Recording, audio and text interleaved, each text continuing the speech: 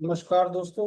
आज आपके सामने कर्मा इनकारनेशन टॉर्कन सदायन के पुस्तक से नए अध्याय लेकर उपस्थित हुआ। आइए दोस्तों, इसको बड़े ध्यान से सुनते हैं।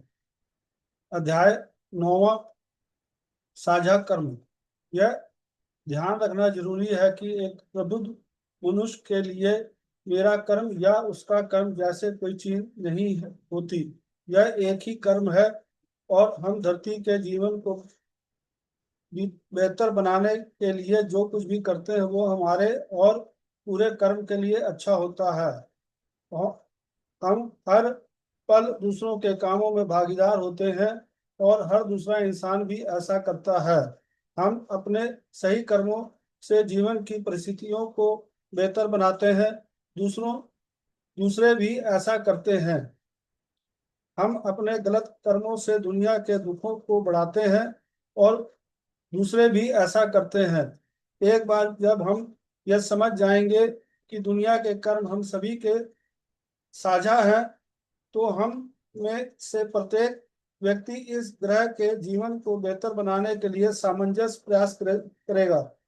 कर्म की एकता हमें सिखाती है कि हम अपने शत्रुओं का विनाश करके उनसे छुटकारा नहीं पा सकते। यह समझे कि हम उनके कर्मों का साझा करते हैं और अनुभवों के लंबे युगों के माध्यम से हम उन्हें समझना, उन्हें शिक्षित करना और उन सिद्धांतों की सेवा करना सीखते हैं जो ग्रह को हम सभी के लिए रहने के लिए एक बेहतर स्थान बनाएंगे।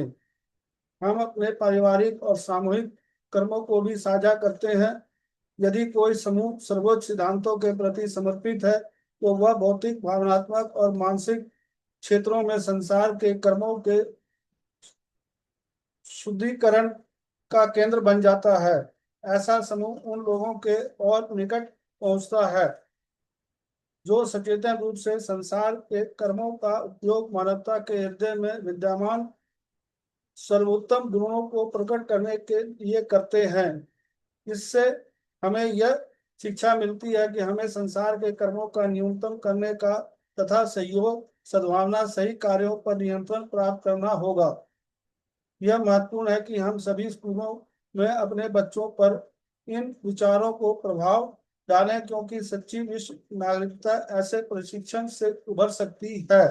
लोग अक्सर विश्व नागरिकता शब्द से डरते हैं। विश्व नागरिकता का अर्थ अपनी पहचान, अपना विशिष्ट धर्म, राष्ट्रीयता, रंग, नस्ल, लिंग आदि होना नहीं है, बल्कि इसका अर्थ है कि सही मानवीय संबंधों का विकास। यह सही है। यही यही मानवीय संबंध हमारे अधिकांश दुखों, पीड़ाओं और समस्याओं का इलाज है।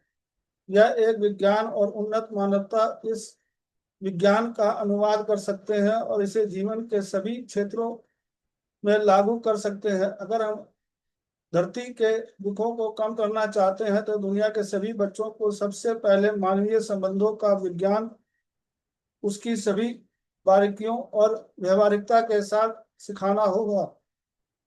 ये एक ऐसा विज्ञान होगा जो धरती पर प्रदूषण और राष्ट्रों और लोगों के बीच की दुश्मनी को दूर करेगा।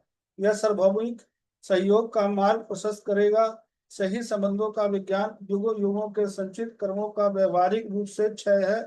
हर इंसान जो सही मानवीय संबंधों के सिद्धांतों के अनुसार जीने का प्रयास करता है, वो मानवता के अंधकार में कर्मों का एक अंश समाप्त कर देता है और इस प्रकार मानवता की एक महान सेवा करता है।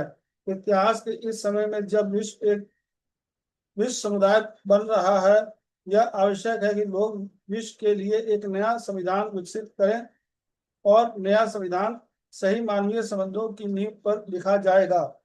सही मानवीय संबंधों का विज्ञान एक ऐसा विज्ञान होगा जो अंतर न केवल मानव जाति की एकता को उजागर करेगा, बल्कि इस ग्रह पर जीवन के उद्देश्य और लोगों को उस उद्देश्य तक पहुंचने में मदद करने के लिए कर्म के नियम की भूमिका को भी उजागर करेगा। दोस्तों, यह अध्याय यहीं तक। कल फिर आपके साथ नए अध्याय लेकर उपस्थित होगा। धन्यवाद। Thank you.